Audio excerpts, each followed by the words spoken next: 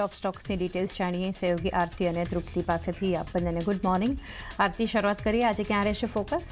जी शुरुआत આપણે જે કેસના લઈને સમાચાર આવતા દેખાઈ રહ્યા છે એની સાથે જ કરીએ, કારણ કે કોપ્થલ મોરિશિયસ અને માનસી શેર સામે સેબીની મોટી કાર્યવાહી આપણને આવતી દેખાઈ રહી છે। સેબીએ 13 ઓગસ્ટના રોજ જે સેન્સેક્સમાં એક મોટા ઉતાર ચઢાવ આપણને જોવા મળ્યા હતા એને સ્ટડી કરીને આ નિર્ણય જે છે તે લેવામાં આવ્યો છે અને કેસ દરમિયાન સેન્સેક્સમાં મેન્યુપ્યુલેટિવ ટ્રેડિંગનો આરોપ અહીંયાથી મૂકવામાં આવ્યો છે આ બંને પર। કોપ્થલે સેન્સેક્સમાં આક્રમક બાય ઓર્ડર્સ મૂક્યા છે અને માનસી શેરે આક્રમક વેચાણ ઓર્ડર્સ દ્વારા સેન્સેક્સને નીચે ધકેલી દેવા હોવાનો આરોપ અહીંયાથી લગાવવામાં આવ્યો છે। કોપ્થલે સેન્સેક્સ કોન્સ્ટિટ્યુઅન્ટ સ્ટોકમાં રેફરન્સ પ્રાઇસથી લગભગ 3% વધુ ભાવે આક્રમક બાય ઓર્ડર્સ મૂક્યા હતા, જેની સામે પ્રથમ સ્પાઇક દરમિયાન કોપ્થલનો હિસ્સો કુલ બાય ઓર્ડર વેલ્યુના 99.91% રહેતો જોવા મળ્યો હતો। બીજા સ્પાઇક દરમિયાન વાત કરી લઈએ તો 96.09% રહેતો દેખાયો હતો અને અન્ય સંબંધિત સમયગાળા દરમિયાન કોપ્થલે બાય ઓર્ડર મૂલ્યમાં 85.21% હિસ્સો આપ્યો હતો। બીજી બાજુ કોપ્થલે પાછળથી લગભગ 98.12 કરોડના બાય ઓર્ડર્સ અહીંયાથી રદ કર્યા હતા। આ સામે માનસીએ સેન્સેક્સના 8 કોન્સ્ટિટ્યુઅન્ટ સ્ટોકમાં 12.65 લાખ શેર્સના આક્રમક સેલ ઓર્ડર્સ મૂક્યા હતા અને આશરે 7.05 લાખ શેર રેફરન્સ પ્રાઇસથી લગભગ 2.5% નીચે ભાવે મૂકવામાં આવ્યા હતા। આ સાથે માનસીએ ત્યારબાદ સમગ્ર જે 12.65 લાખ શેર્સ જેનો સેલ ઓર્ડર લીધો હતો તે ત્યાંથી કેન્સલ કરી દીધો હતો અને કુલ ગેરકાયદેસર રીતે મેળવેલ નફો 3.68 કરોડ હોવાનો અહીંયા અંદાજ બનતો દેખાઈ રહ્યો છે અને સેબીની જે અહીંયાથી કાર્યવાહી કરવામાં આવી છે એટલે આ જે નફો જે ખોટી રીતે અહીંયાથી કરવામાં આવ્યો છે તે પણ અહીંયાથી જપ્ત કરવાના આદેશ આપવામાં આવ્યા છે અને જપ્ત કરી લીધો છે। એને લીધે એક ધ્યાન આજે રાખવાનું છે કે કેસને લઈને જે આ સમાચાર આવ્યા છે તો જે ખાસ ફોકસ માર્કેટને લઈને પણ અહીંયા રાખવાનું રહેશે। નેક્સ્ટ હવે સ્ટોક સ્પેસિફિક નજર કરી લઈએ તો કેફિન ટેક આજે બ્લોક ડીલ અહીંયા થતી જોવા મળી શકે છે, જ્યાં આશરે 1200 કરોડની મોટી બ્લોક ડીલ શક્ય છે। જનરલ એટલાન્ટિક 8% હિસ્સો વેચી શકે છે બ્લોક ડીલમાં અને ફ્લોર પ્રાઇસની વાત કરી લઈએ લગભગ 919.65 રૂપિયા પ્રતિ શેર અહીંયાથી રહેતી દેખાઈ શકે છે, જે કરંટ માર્કેટ પ્રાઇસથી 3% ડિસ્કાઉન્ટ પર ફ્લોર પ્રાઇસ આપણને આવતી દેખાઈ રહી છે, એટલે કેફિન ટેક માટે ધ્યાન રાખવાનું છે। નેક્સ્ટ કાઉન્ટર જે ફોકસમાં આવી રહ્યું છે તે ધેનુ બિલ્ડકોનનું કાઉન્ટર છે। સેબી પાસેથી મોટો ઝટકો અહીંયા કંપનીને લાગતો દેખાઈ રહ્યો છે। આ કંપનીનો ધેનુ બિલ્ડકોન સામે શરૂઆતમાં છેતરપિંડીની શંકાને કારણે વચગાળાનો આદેશ જાહેર કરવામાં આવ્યો છે સેબી તરફથી, જ્યાં ધેનુ બિલ્ડકોનને આગળના આદેશો સુધી કોર્પોરેટ એક્શન્સ જે છે તે કરવાથી પ્રતિબંધિત કરવામાં આવ્યા છે।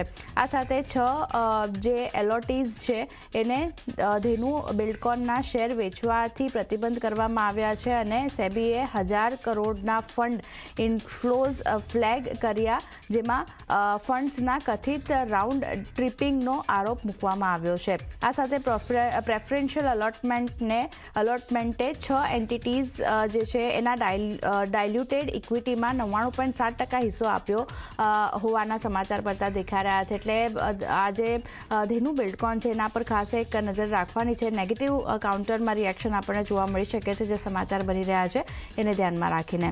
નેક્સ્ટ કાઉન્ટર BELનું છે। હવે ફોકસ એટલા માટે કારણ કે જાપાન સાથે સંરક્ષણ સહયોગ અહીંયાથી વધતો જોવા મળશે। રક્ષામંત્રી રાજનાથ સિંહે આવતીકાલે જાપાનના રક્ષામંત્રી સાથે અગત્યની બેઠક કરી હતી, જેમાં બંને દેશો વચ્ચે સંરક્ષણ સહયોગ વધારવા માટેની વ્યૂહરચના ઉપર ચર્ચા કરવામાં આવી છે અને જાપાનની કમ્યુનિકેશન સિસ્ટમ જે યુનિકોર્ન છે એના ટેકનોલોજી ટ્રાન્સફર અંગે અહીંયાથી ચર્ચા થઈ શકે છે। 15 નવેમ્બર 2024ના બંને દેશો વચ્ચે સૈદ્ધાંતિક કરાર અહીંયાથી કરવામાં આવ્યા હતા, જેમાં કરાર મુજબ BEL માટે જાપાનની કંપની સાથે મળીને યુનિકોર્નનું ઉત્પાદન અહીંયાથી કરવાનો લક્ષ્યાંક પણ બનતો દેખાયો હતો, પ્રસ્તાવ મૂકવામાં આવ્યો હતો અને બેઠક પછી કરારના અમલીકરણ તરફ પગલાં લેવામાં આવી શકે છે હવે, એટલે ધ્યાન રાખવાનું છે। BEL માટે ખાસા પોઝિટિવ સમાચાર છે। બેઠકમાં બંને દેશો વચ્ચે મેરીટાઈમ સિક્યુરિટીઝના સહયોગ વધારવા માટે પણ ચર્ચા થઈ રહી છે અને ડિફેન્સ ઇક્વિપમેન્ટ અને ટેકનોલોજીની ભાગીદારી માટે પણ ચર્ચા અહીંયાથી કરવામાં આવશે, એટલે ખાસ ધ્યાન રાખવાનું છે આજે ડિફેન્સ ઓવરઓલ સ્પેસ માટે, જેમાં BEL માટે ખાસ એક ફોકસ રાખવાનું છે। નેક્સ્ટ HDFC બેંકનું કાઉન્ટર છે। HDFC બેંકમાં હિસ્સો વધારવા માટે LICને મંજૂરી મળી છે, એટલે LIC પણ ખાસ ફોકસમાં રાખવાનું છે. HDFC બેંકમાં પણ એક્શન આવતી દેખાઈ શકે છે.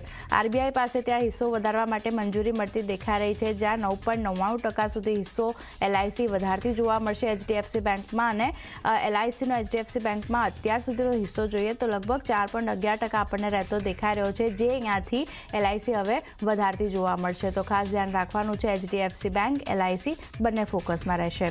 BSEનું કાઉન્ટર નજર રાખવાની છે, કારણ કે ભારતમાં MSCI ઇન્ડેક્સ સાથે જોડાયેલા ડેરિવેટિવ્સ અહીંયાથી લોન્ચ કરવા પર કંપની વિચાર કરી રહી છે.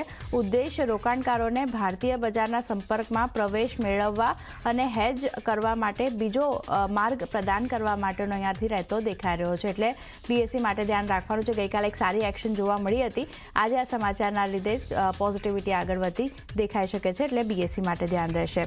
EMS લિમિટેડનું કાઉન્ટર પોઝિટિવ અસર બતાવી શકે છે, કારણ કે કંપની કન્સ્ટ્રક્શન પ્રોજેક્ટ માટે L1 બિડર જાહેર થઈ છે. રાજસ્થાનના પબ્લિક હેલ્થ એન્જિનિયરિંગ ડિપાર્ટમેન્ટ પાસેથી ઓર્ડર મળ્યો છે. કંપનીને 190.86 કરોડનો ઓર્ડર અહીંયાથી મળતો દેખાઈ રહ્યો છે, અને કંપની એની માટે બિડર L1 જાહેર થઈ છે, એટલે EMS લિમિટેડમાં પણ એક્શન આપણને જોવા મળતી દેખાઈ શકે છે. ડૉક્ટર લાલપેથ લેબ માટે પણ નજર રાખવાની છે. અહીંયા કંપનીએ ઉઝબેકિસ્તાનમાં એક સબસિડરી કંપની બનાવી છે, જ્યાં દુબઈ સ્થિત સબસિડરી 70% હિસ્સો અહીંયાથી સબસ્ક્રાઇબ કરતી જોવા મળશે. અને સેન્ટ્રલ એશિયામાં કંપનીની ડાયગ્નોસ્ટિક હાજરી અહીંયાથી આના લીધે વધુ મજબૂત બનતી જોવા મળશે. તો પોઝિટિવ સમાચાર છે. ડૉક્ટર લાલપેથ લેબ માટે પણ ધ્યાન રાખવાનું છે. અને છેલ્લે મારા તરફથી રેમકો સિમેન્ટ્સ માટે સિસ્ટમ માટે નજર કરી લઈએ તો અહીંયા જુઓ, US બ્રાન્ચની પસંદગી કરવામાં આવી છે, જ્યાં પ્રેમ એન્જિન MRO બિઝનેસના AI આધારિત ડિજિટલ ટ્રાન્સફોર્મેશન માટે US બ્રાન્ચની પસંદગી કરવામાં આવી છે. અને રામકો સિસ્ટમની સબસિડરી કંપની છે રામકો એવિએશન, જેની અહીંયાથી પસંદગી કરવામાં આવી છે, એટલે ધ્યાન રાખવાનું રહેશે. રેમકો સિસ્ટમ માટે પણ એક પોઝિટિવ સમાચાર છે. અહીંયા પણ એક એક્શન આપણને આવતી દેખાઈ શકે છે. તો ખાસ કરીને BEL, HDFC bank, BSE limited જેવા કાઉન્ટર, કેફિન ટેકમાં બ્લોકડેલના લીધે એક ધ્યાન રાખવાનું છે. આ બધા કાઉન્ટર પર તો ફોકસ રહેશે જ, પણ એ સિવાય પણ તૃપ્તિ અને પણ ઘણા બધા કાઉન્ટર છે જ્યાં નજર રાખવાની છે. ક્યાં ફોકસ? આથી હું પણ પોઝિટિવ સમાચાર સાથે શરૂઆત કરીશ. તો ખાસ કરીને ઓટોલાઇન કંપની માટે અહીંયા પોઝિટિવ સમાચાર આપણી સમક્ષ આવતા જોવા મળી રહ્યા છે. આ કંપનીને ટાટા મોટર્સ PV પાસેથી 110 કરોડનો નવા બિઝનેસ ઓર્ડર તેમને મળ્યો છે, જેમાં ખાસ કરીને તેમને હેચબેક એપ્લિકેશન્સ માટે 4 મહત્વપૂર્ણ કમ્પોનન્ટ્સ છે તેના સપ્લાય માટેનો ઓર્ડર આપણને મળતો જોવા મળ્યો છે. ત્યારબાદ નજર કરશું HA સ્ટ્રાઇડ્સ ફાર્મા. અહીંયા ખાસ કરીને કંપનીની જે બેંગલુરુ યુનિટ છે, મેન્યુફેક્ચરિંગ યુનિટ, એને US FDA પાસેથી EIR પણ મળ્યો છે, અને VAI પણ તેમને સ્ટેટસ પણ તેમને આપવામાં આવ્યું છે. એટલે આપણે એક પોઝિટિવ સમાચાર આપણે કાઉન્ટ કરી શકીએ છીએ. અને આ કંપની એમનું જે યુનિટ છે તેને 12 થી 20 મેની વચ્ચે US FDA દ્વારા અહીંયા નિરીક્ષણ જે છે કરવામાં આવ્યું હતું. ત્યારબાદ નજર કરશું સિગલ પર. સિગલની અગર જો વાત કરીએ તો 2 દિવસ પહેલાં આપણે જોયું કે કંપનીને દિલ્હી PWDથી એમનો જે ટેન્ડર, જે ઓર્ડર જે રદ થયો હતો, ત્યારબાદ કન્ટિન્યુ સતત આપણે જોઈએ કે સતત બીજે દિવસે પણ તેમને અહીંયા ઓર્ડર્સ મળવાના સમાચાર જોવા મળ્યા છે. ગઈકાલે પણ કંપનીને લગભગ 197 કરોડનો ઓર્ડર મળતો. આજે આપણે જોઈ રહ્યા છે કે તેની જેવી કંપની જે છે, જે રાજેન્દ્ર ઇન્ફ્રાસ્ટ્રક્ચર સાથે તેમણે જે જેવી કર્યા છે, એ જેવી કંપનીને અરુણાચલ પ્રદેશમાં 274 કરોડના EPC વર્ક ઓર્ડર મળ્યા છે, અને તેમને ministry off road transport and highways પાસેથી આ ઓર્ડર મળતા જોવા મળી રહ્યા છે. એટલે કન્ટિન્યુ સેકન્ડ દિવસ છે કે એક પોઝિટિવ સમાચાર આપણને સિગલ માટે જોવા મળી રહ્યા છે. ત્યારબાદ નજર કરશો હુન્ડાઈ માટે. તો અહીંયા સપ્ટેમ્બરથી અહીંયા બધી જ પોતાની ગાડીઓ જે છે તેના પ્રાઇઝીસ તેઓ અહીંયા 1% વધારી દેશે. કંપનીનું કહેવું છે કે જે હિસાબે કંપનીનો ઇમ્પોર્ટ કોસ્ટ વધી રહ્યો છે, કોમોડિટીઝ અને ઓપરેટિંગ ખર્ચ જે વધ્યો છે, તેને ધ્યાનમાં રાખીને તેમને આ પ્રાઇસ વધારવાનો નિર્ણય લીધો છે. આની પહેલાં મારુતિ પણ પોતાના પ્રાઇઝીસ ઓલમોસ્ટ બધા જ પ્રોડક્ટના પ્રાઇઝીસ વધારી ચૂકી છે, અને હવે હુન્ડાઈ પણ પોતાના પ્રાઇઝીસ વધારી રહી છે. ત્યારબાદ નજર કરશું યુનાઇટેડ સ્પિરિટ માટે. અહીંયા પણ પોઝિટિવ સમાચાર છે. અહીંયા કંપનીને FSSAI અહીંયા બારામતી જેમની યુનિટ જે મહારાષ્ટ્રમાં જે છે તેના પ્રોડક્ટ પર જે વેચાણ પર પ્રતિબંધ મૂક્યો હતો, તેનો આદેશ અહીંયા તેમને પાછો ખેંચી લીધો છે. તેમનું કહેવું છે કે ફૂડ સેફ્ટી રેગ્યુલેટરને ધ્યાનમાં રાખીને 29 જૂને જ તેમને આ નિર્ણય તેમને લઈ લીધો હતો, પરંતુ એને ફૂલફિલ હવે અહીંયા આપણને જોવા મળી રહ્યો છે. તેમની જે મહત્વની જે બ્રાન્ડ છે તેના વેચાણ પર હવે પ્રતિબંધ જે મૂક્યો હતો તે હટી ગયો છે, અને બોમ્બે હાઈકોર્ટ સમક્ષ કંપનીએ અહીંયા રીટ અરજી જે છે તે FSSAIના આદેશ અગાઉ જે છે તે અહીંયા તેને પડકાર કરવામાં આવ્યો હતો. પરંતુ કંપનીએ અહીંયા ખાસ કરીને એક પોતાની વાત ક્લિયર કરી છે. તેમણે કીધું છે કે પણ જેટલા પણ અવરોધો છે જે પણ હતા તેના પર તેઓ અહીંયા કામ કરશે અને તેને ક્લિયર કરશે. આ ધ્યાનમાં રાખીને અહીંયા એક પોઝિટિવ નિર્ણય લેવામાં આવ્યો છે. ત્યારબાદ નજર કરશું એ છે આદિત્ય ઇન્ફોટેક પર. અહીંયા પબ્લિક ઇશ્યુ, QIP અને અન્ય મોડલ્સ દ્વારા 1500 કરોડ રૂપિયા એકત્ર કરવા માટે અહીંયા બોર્ડ પાસેથી મંજૂરી મળવાના સમાચાર જોવા મળી રહ્યા છે. અને છેલ્લે નજર કરશું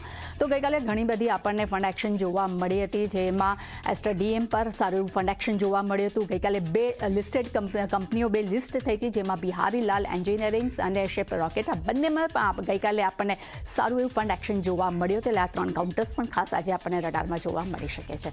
લેચાની મારા તરફથી આરતી તરફથી ઘણા બધા સ્ટોક્સ પ્રેઝન્ટ થયા છે. દરેક પર એક સારી રિએક્શન દિવસ દરમિયાન જોવા મળશે.